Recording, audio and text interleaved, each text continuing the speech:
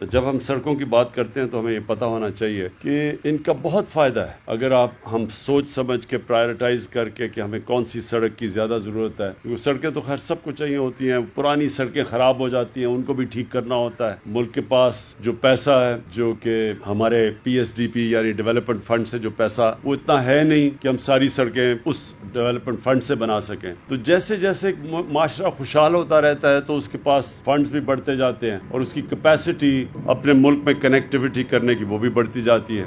پہلے تو میں یہ دو چیزوں پہ آ جاؤں, دونوں یہ جو سڑکوں کا آج آغاز کیا ہے. ایک تو بہت امپورٹنٹ سڑک ہے, پاکستان کی ویسٹرن روٹ ہے, یہ جو انڈس ہائی وے سے آگے آتی ہے اور پھر یہاں سے کنیکٹ کرتی ہے پشاور کو کوہاٹ سے.